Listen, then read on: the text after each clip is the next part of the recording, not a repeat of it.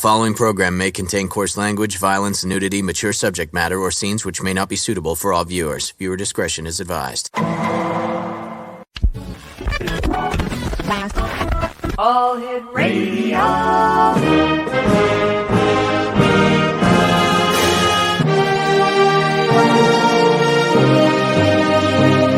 Welcome to the X Zone, a place where fact is fiction and fiction is reality. Now, here's your host, Rob McConnell. Nothing here. Okay, there we go. Okay, I'm sorry about that. A little technical glitch.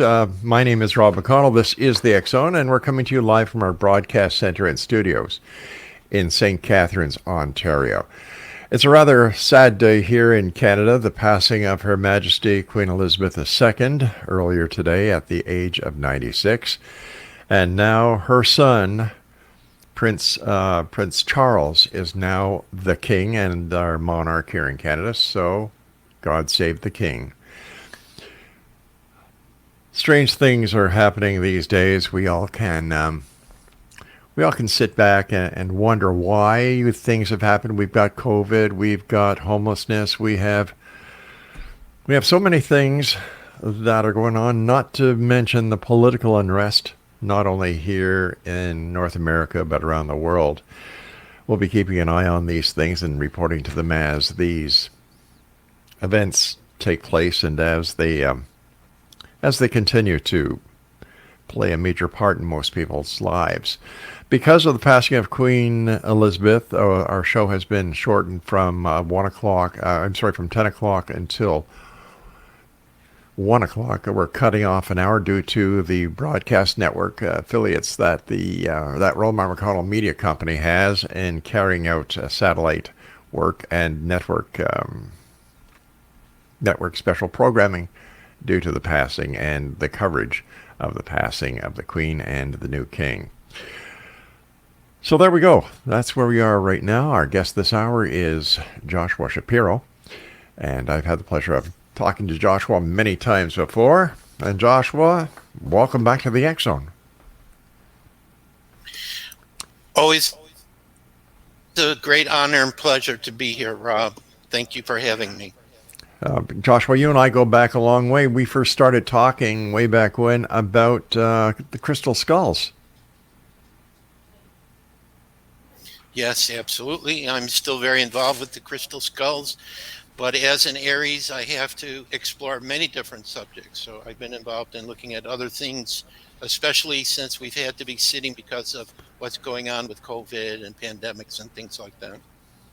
Right. Now, I was talking to you briefly before we went on air, and you're involved with a new organization that is called the Advancement of Humanity. And tell us a little bit about that. The Center for the Advancement of Humanity, right? Yeah, no problem. It's a new project that I've started this year.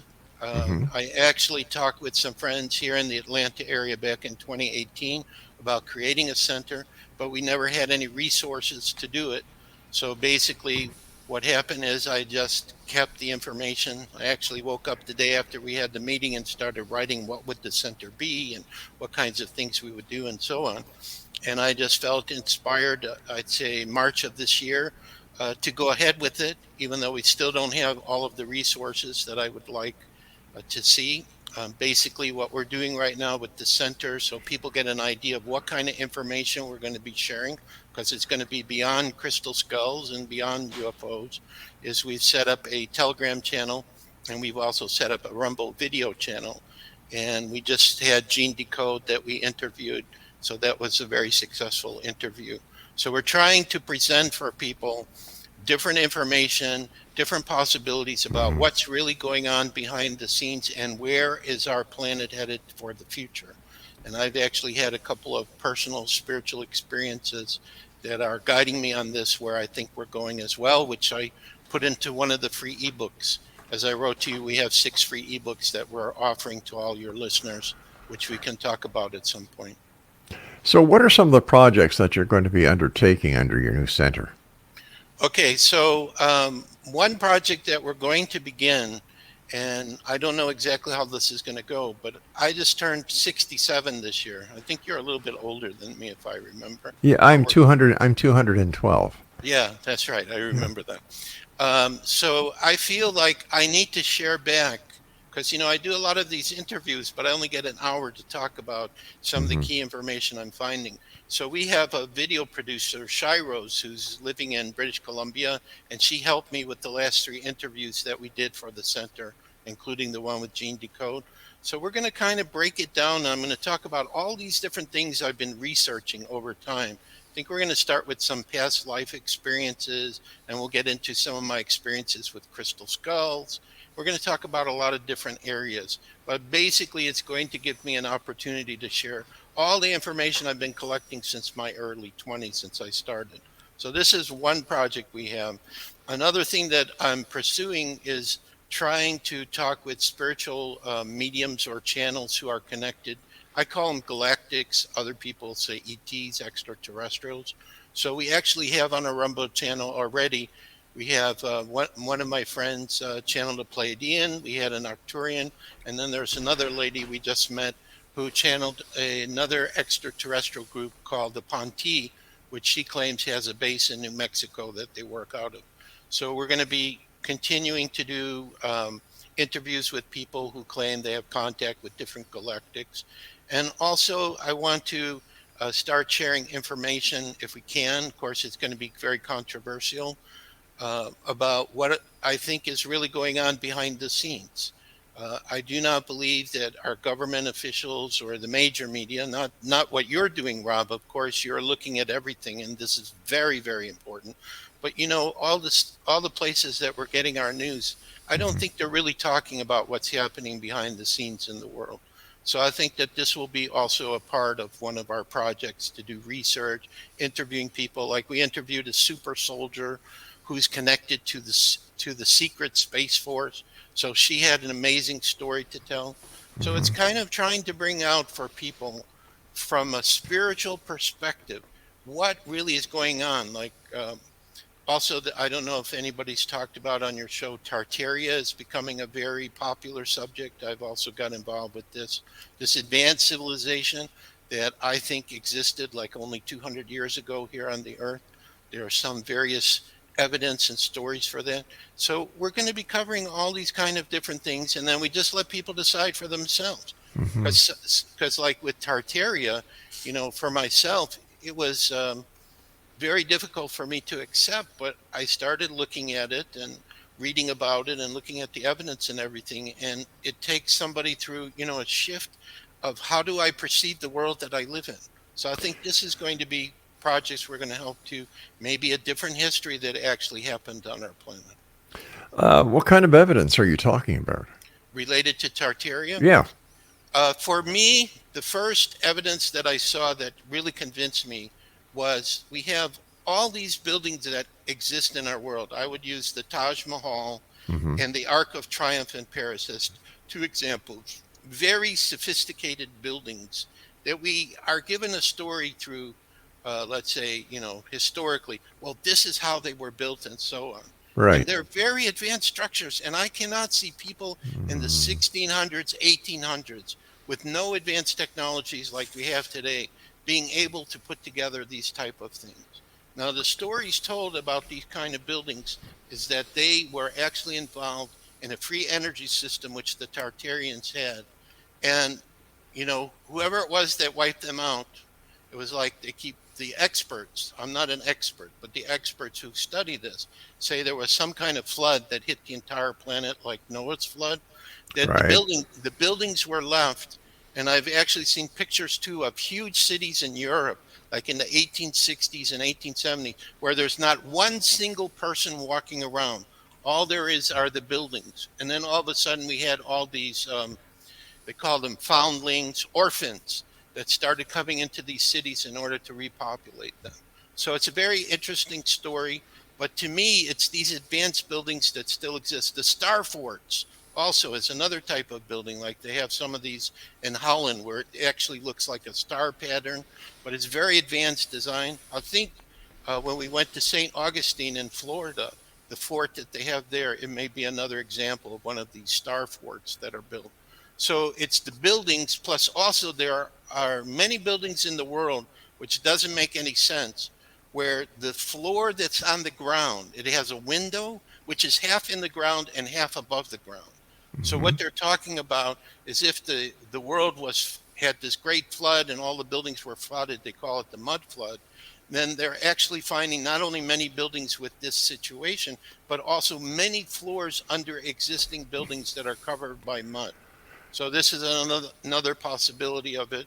And Now, has anybody talked to an archaeologist, an architect, a historian, an expert, or is this just people who are coming up with this new idea because it's a new way of looking at things?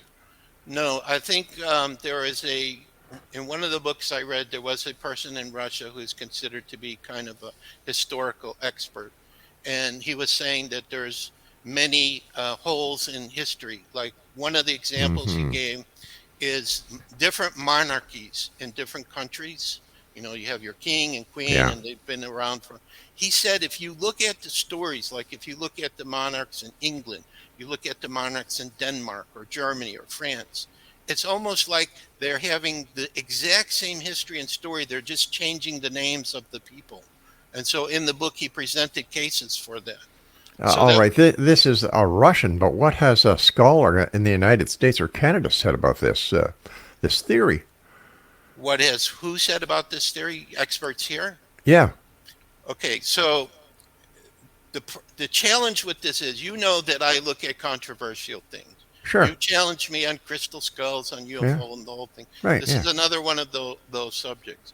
All right, stand by. We've got to take a commercial break. We'll be right back. Exxon Nation, Joshua Shapiro is our special guest. And we're going to continue this conversation on the other side because I'm having one heck of a time biting into this one, Joshua. We'll I be back. expect it, though. We'll be back. Welcome back, everyone. Joshua Shapiro is our special guest. And Joshua, is there a website our listeners can go to find out more about you and your new center? The center really doesn't have a website set up yet. We have a Rumble channel and a Telegram channel, but it's best if people just contact me via email or the Crystal Skull website. So the email address is crystalskullexplorers@gmail.com, and my website with the Crystal Skulls is cse.crystalskullexplorers.com. Then I can guide them to these channels. Okay, let's get back to this Tartarian theory. Have you checked it out? I mean, now, I don't mean by internet quarterbacks. I mean by actual scholars. Okay, so all I can do is provide for you Mm-hmm. what evidence came to me and the reason why I feel strongly about it. Okay, sounds like All a right, plan. Okay, so one thing that I found quite interesting is the Chicago World Fair, because I was born in Chicago. Okay, I know the city pretty well. In 1893, they had this World Fair in Chicago, and they called it the White City because it was like 200 buildings that were the color of white. Right? So I have actually been in 3 of those buildings that still exist. The Museum of Science and Industry, the Field Museum, and the Art Museum they have downtown. And I'm also thinking to Soldier Field. I've always looked at it, and it's a very strange looking field for, playing football. And so Sure. this may be possible. So here's the history that I read online about, and this has been reported in books, so this isn't negated in any way. So they say it took them 3 years to make these 200 buildings. And again, we're finding exactly the same type of structure of buildings that we find in Europe, which I was talking about before, very advanced looking buildings. They also were all wired up with electricity, which they say Tesla was involved in this, because Grover Cleveland, who was the president at this time that attended, he went somewhere, I think there was a building by Westinghouse, and he flipped one switch and electricity was lit up on all 200 buildings everywhere. And the thing that I found very mysterious is as soon as the World's Fair ended, almost all the buildings were destroyed.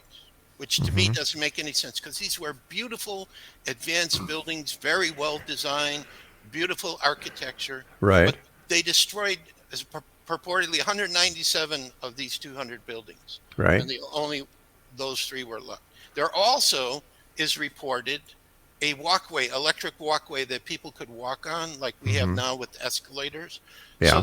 So to me, these were a lot of strange things that they were showing in 1893. The other thing that also comes up that I saw one time, and unfortunately I did not copy it on Telegram, is somebody produced from a newspaper in the United States in 1852 that was talking about in the western part of what we know as the United States, there were these cities of ruins, very large cities of ruins, like in Chicago, San Francisco, Denver, that there already existed these gigantic cities. And we never heard anything about this in any historical book talking about this. Everything is we traveled out there and we built it from scratch, or the modern cities that we have. Plus also another thing that was very interesting for me was the fires, the tremendous amount of fires that were happening in the United States in all the main cities. Chicago, I think, had fires in 1871 and 1874. Right. Okay? So the researchers are saying, could these fires have been done intentional to destroy the Tartarian buildings? Okay. So massive flood, buildings being destroyed, cities without people walking around. This is the evidence that has been produced by the experts. Now, are you going to find a historian that's going to agree with any of this? Well, first of all, let me ask you about the qualifications of these so-called experts that are spreading this information. Okay. Well, who are they? I have not checked him, and I can't remember the name of the Russian person. Okay, so if you haven't done your vetting of the information, how can you spread it?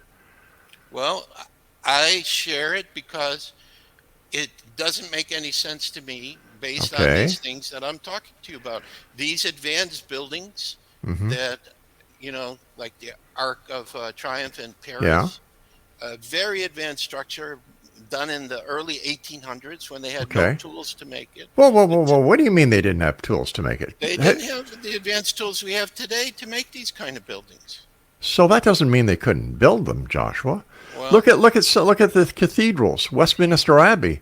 They didn't have the tool. They didn't have the tools that we have today, and yet look at these magnificent structures. Right. So this is what I'm saying. But there's historical proof and historical records substantiating the fact that these were created and built by humans, not Tartarians, not secret societies, not hidden works of art. Yeah, they're all there. And as far as the buildings of the World's Fair that you were talking about, in 1967, in Montreal was the World's Fair. After the World's Fair was finished, the majority of buildings were taken down. Exactly. So?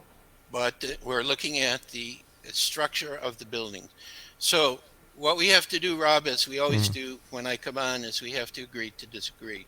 I understand your perspective. I understand the way that you look at things and the way you research things. And so from the perspective I come from, as I just say, here's what I found.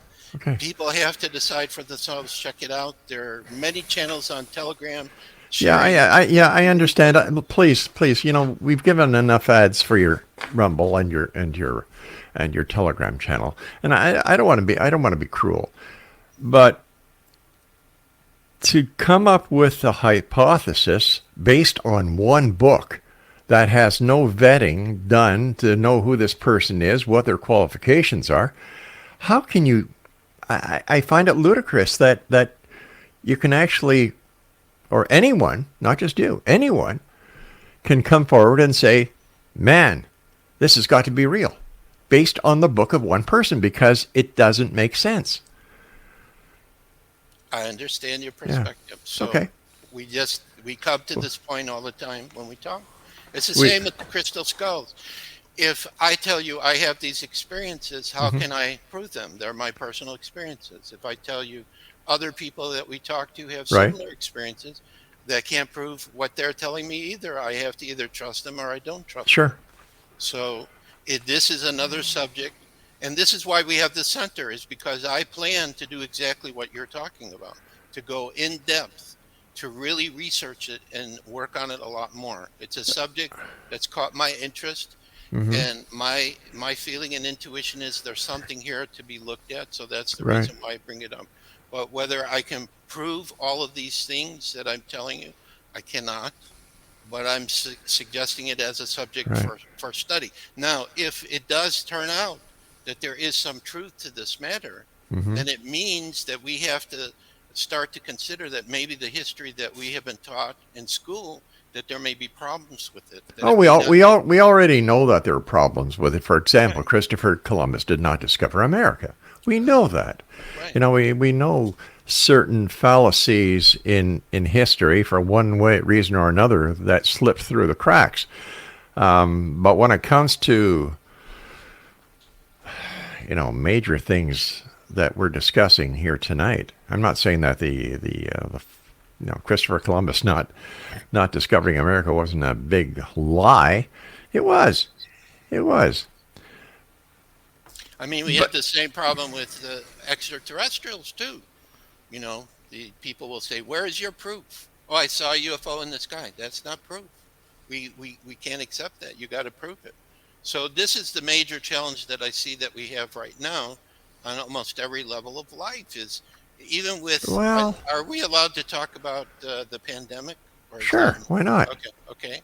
So even with COVID, there are so many different theories that are being talked about of what is the truth, what isn't the truth.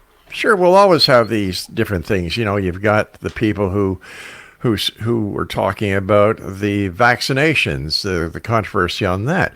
Yeah. In my experience, all these controversies and all these conspiracy theories are perpetrated by people who really have not done the research. They have not done who, what, when, where, why. They take one little thing, their point of view, and they just go wild with it. What has happened with the internet is that anybody who wants to say anything based on their belief without proof, they do it. In the olden days, in order to do research on something, you went to a library, you read a book, and publishing was totally different than it is today. I think that there's a lot of people who use their own hypothesis in getting the word out there because, number one, everybody wants their 15 minutes of fame. Everybody wants to be the next person on the block who comes up with an idea that has never come up before, or it has come up before. It's been lost in the translation. It's been lost in the shelves of the books and history or whatever. We need to get back to basics. That's why when you were talking to me about the author of this book, hey, where did he get his information? What proof does he have? What are his credentials? Hey, I'm not saying that it may not be true. All I'm saying is, well, where's the beef? Yeah. Right. And I'm just saying it's interesting. It's something that I think needs to have a serious research. It's like you said, because there's a lot of strange things that come up around this. Oh, all right. But how many books have you found looking into this that are referenced to this Tartarian, is it? Yeah, Tartarian. Okay, so there's one other thing maybe that might satisfy you, which I saw. But again, this could be fake. So there's a map I saw from 1771. Right. It was purportedly in the Encyclopedia Britannica, which I think most people accept as a source of information that's related to life here on Earth. And it shows Grand Tartaria in the location of Russia and China. Another thing I heard, but again, we don't know if this is true or not because a lot of people don't like the information being given on Telegram, is purportedly Putin in a talk that he was giving publicly. I heard when it was translated, he made mention of Tartaria as if he had some information or knowledge about it. So is this map, or there are purportedly other old maps that show Tartaria existing in this area? Is that correct, or is somebody fabricating it? Or is it something like the fabled continent of Atlantis? Do we know what the word Tartarian means? Um, we do have people who are called Tartars, but I cannot remember what the definition is given to them. I'm just wondering if Putin did mention the word Tartarian, if there's a Russian word that would explain that would give the definition of Tartarian. I don't know. Listen, you and I have to take our break again. Please stand by. Exo Nation, our guest this hour is Joshua Shapiro, and Joshua and I will be back on the other side of this break. Don't go away. Joshua Shapiro is my guest of this hour, Exo Nation, and that's a controversial topic. You're right, but I'd really like to know what you find out about that, because maybe I'm wrong. Maybe it is real. Well, I think you make a good point to try to find as much scientific evidence and proof instead of, people's opinion and so on. So, but like I said, this is the whole point of our center, is once we have access to the resources that I anticipate that we will eventually have, we're going to be able to really travel all over and do very extensive work. And I don't think there are that many books that have been published about Tartaria so far. Mostly it's videos that are coming out and people talking about it and so on. So, well, as well as I do in these days with CGI and all the neat software out there, people can produce something and put it up very fast, whether it's true or not. Yeah, absolutely. Yeah. So what have you done recently with reference to UFOs and the ET question? Well, of course, for me, on the highest level, I cannot accept the possibility that we are the only intelligent life that exists in God's universe. Yeah. I have also had my own experiences where I've seen things in the sky that are, they look like UFO, whether they're clouds or whatever. But what I'm really trying to work on right now, especially through the center related to the question of the UFO, is to have the more direct contact with the galactics themselves. And again, this is going to be extremely controversial. Like if we have a spiritual medium that we're talking to who says, I have a Pleiadian that's speaking through me, again, can we prove it or not prove it?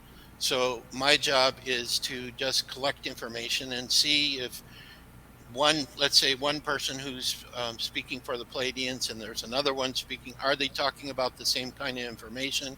Do they have the same kind of insights? To me, the Pleiadians in particular, I think, we have a lot of legends of Pleiadians showing up. We have Billy Meyer stories where he saw them in Switzerland. They look like us, but they're more spiritually evolved. So this is kind of the role that I'm taking with it, is to see, can I actually talk with them without meeting them in person? Because the whole point of the paranormal is that there are many dimensions of existence and dimensions that exist beyond the physical realm. And I think that there are quite a few galactics that are from higher dimensions or other dimensions. And so the only way that we have to communicate with them is telepathically or by working with specialized people who have the talent to be able to do this. So why do you think there's such a thirst, such a desire by a very small part of society to answer the question about the extraterrestrials? Well, I know when I was younger, you didn't want to admit if you believed in it because you were afraid that people, would make fun of you. And they would call you crazy. My family called me crazy. My brother, I forget the name that he called me, but I think the reason that more people are looking into it now is that more people are having some kind of an experience related to it. And, whether they have a dream, whether they're seeing a craft, some people are talking about that they're actually meeting extraterrestrials. And, I can't verify what Carrie Cassidy talks about, but she's saying that our whole civilization for many thousands of years, based on all the whistleblowers that she's been talking to, and some of these people are reputable scientists and engineers and so on, that they have affected our civilization for many years. So I think we're in a period of time right now, Rob, where the truth on everything is starting to come out. There have been prophecies about this, both the light and the dark. The truth is coming out about everything.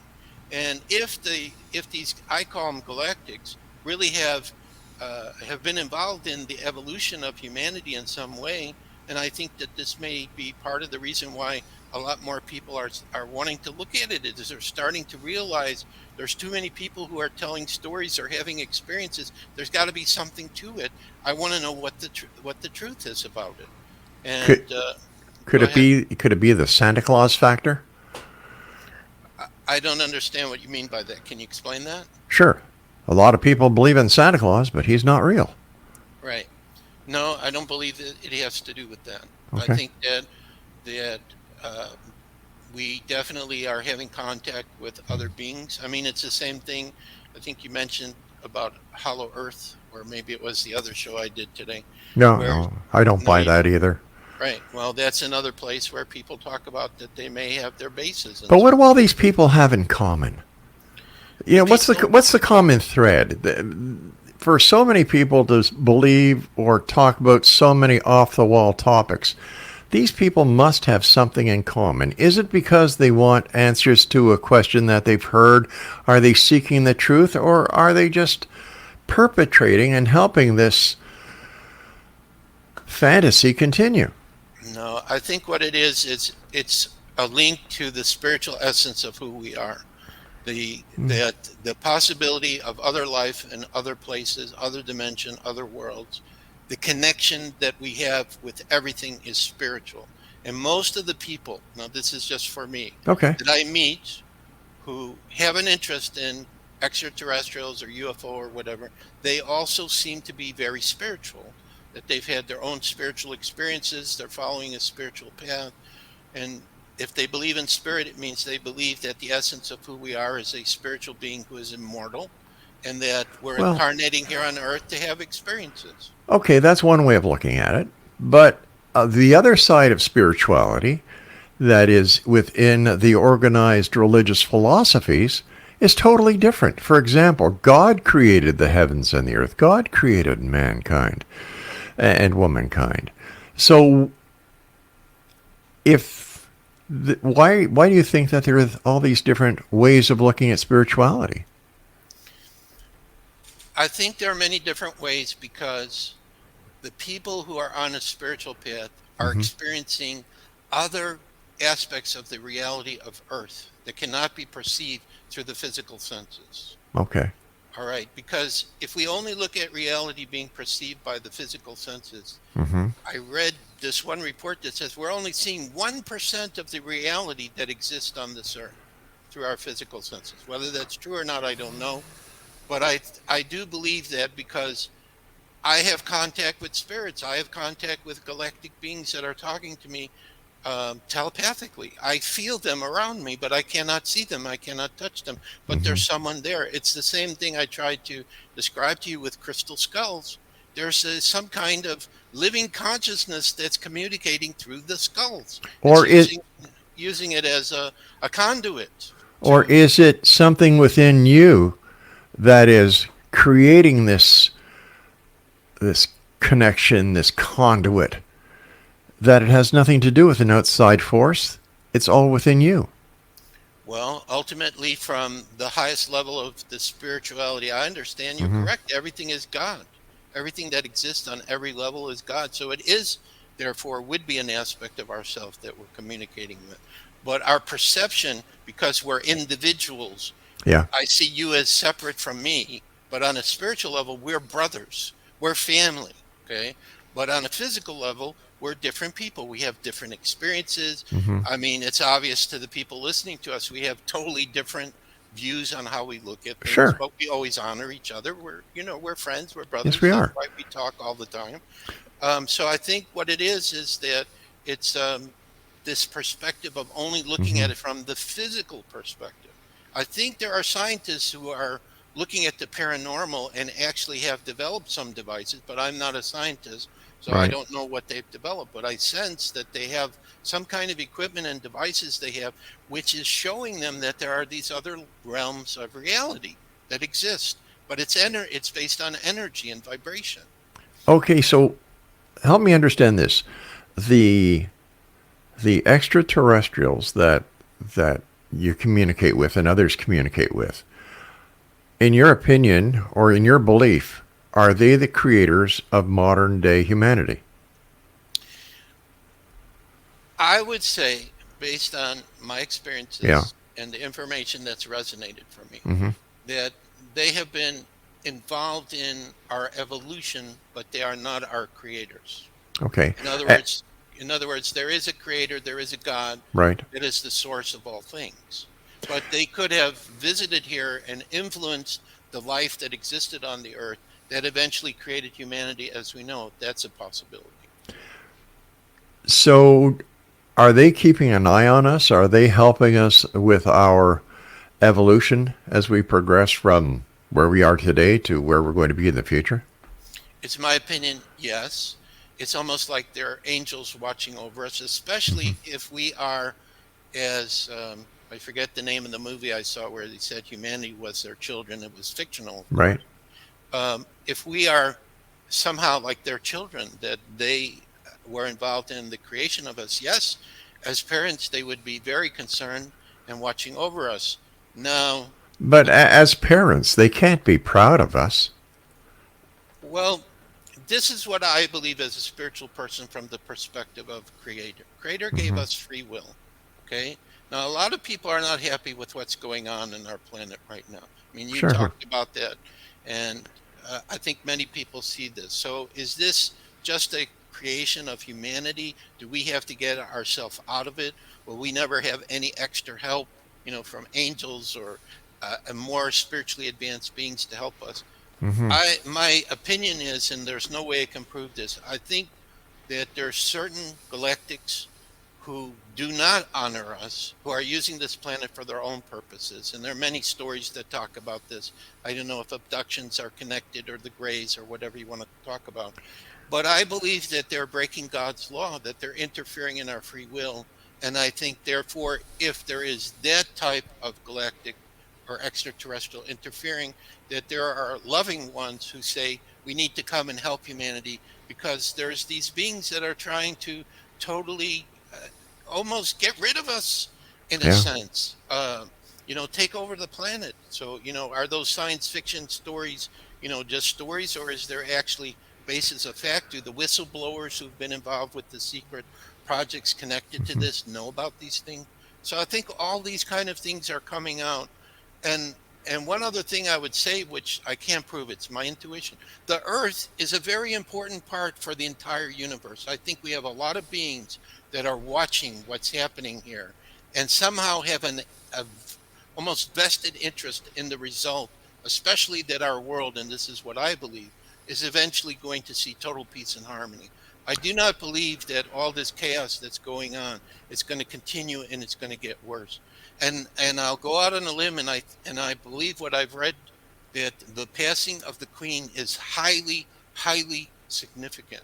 All right, stand by. We've got to take our final break. And X Zone Nation, Joshua and I will be back after this break as we wrap up this hour here in the X Zone. Don't go away. Welcome back, everyone. Joshua Shapiro is my guest this hour. Joshua, before we went to the break, you said that you had read somewhere where the passing of Her Majesty today is part of a... How did you say that? A part of, or the beginning of... No, I think it's going to be very significant. Because I interpret it as a sign that total transformation in a positive way is about to happen. That the control that England has had over the planet, the Prime Minister was just changed. The Queen has now passed. I think that there are a lot of things involved with England that people don't know about. And I see this as a sign that there's this positive shift that's going to come. Whether that's true or not, I can't say. It's my interpretation. When I saw that she was sick yesterday, I don't know if she went to the hospital or people were visiting her, or she couldn't do something. I thought maybe this is when she's going to pass. And then, of course, there are many people who think that she already passed quite a few years ago, and they've just been portraying that she's still alive. So people have way too much time on their hands if they actually believe that. Way too much time in their hands. That's just like the people who believe that President Kennedy actually survived the the assassination in Dallas, Texas, and he was, he was still alive, but because of the bullet wound, he was impaired. I just say, God, people, find something else to do with your time and do something that helps people and helps the world instead of all this bull crap that you keep spewing out there. We were talking before about the Arc de Triomphe. We were talking about the, oh my Lord, what's the name of that place in India? Taj Mahal. What about the pyramids? The pyramids is also a very advanced structure. Now, whether the pyramids would be connected to Tartare, I've not seen any indication of that. Yeah. Most people think that, but what a lot of people think, which would be like with Atlantis, that there have been more advanced civilizations, maybe thousands of years ago, that existed on the Earth, which these pyramids were created. I mean, even in Peru, that I visited too, they have some type of pyramid-type structures there as well. So, could we duplicate that again now with our modern technology? Right. I hear different opinions about that, whether we can or we can't. I mean, I've only been to one pyramid that was near Mexico City, and the energy of that structure was so powerful, it almost completely knocked me out. Really, eh? Yeah, it was. I had this tremendous headache, and I had to really rest, and I was actually walking on it and standing on it and looking at it. And again, it's a structure that, how did they make this? It was just so advanced, unbelievable, so tall, so huge. And I may have also picked up when I took a picture, I saw there was a strange light that appeared around the pyramid I don't remember seeing. So I'm not sure what that was, but it came out in one of the pictures I took. And of course, I had to take the crystal skulls and put them on the pyramid so that they could absorb the frequencies and energy of that. So, fascinating. So when you're talking about the resources you need for your center, are you talking about money? I'm talking about all kinds of resources. It's not just financial. I'm talking about the ability to bring in talented people, hire people, etc. Are you going to be hiring scholars? Are you going to be hiring scientists? Or are you just going to go with the esoteric aspect? Well, the how can I say it? The motivation of what we will be doing will be esoteric or spiritual, but we will try, when we are going to present information, we will try to include both scientific and paranormal, both, to see if they will agree. Because sometimes the scientists and the people who do the research on the paranormal will agree. So we're going to do a thorough research on that before we, publish it. It's not like what I do now. I'm just one person. Sure. I find stuff and I make a free ebook or whatever, and I say to people, here's something interesting I found. Decide, does this make sense to you? Do you think about it? If you're interested, here's some other videos I found. No, this is going to be at a much, much higher level. And who have you got involved so far? The only people that we have involved so far are what I would call extended family in various countries. Friends. I've talked to them about the idea and the projects. Right. And it's pretty much individuals like myself coming from a spiritual perspective who have dedicated their life to doing this. And they want to help to set up what I call a sister center. But they have to wait on us to create our main center in Atlanta and start to get our financial resources in place before we're going to be able to do that. So for right now, all we're basically doing is just, through our videos and Telegram, just sharing what kind of subjects are we going to be researching? What kind of people will we be interviewing and talking to? All right, Joshua, I want to thank you so much for joining us. Take care of yourself. And Tartarians, we're going to be checking that out, and I'll send you what we find out about the Arc de Triomphe as well as the other megastructures that we've been talking about. That'll be great. All right, Exonation, when we come back at the top of the hour, we'll be speaking with Reverend Helen Reese in Australia. All this and more tonight here on the X Zone from our broadcast center and studios in St. Catharines, Ontario, Canada.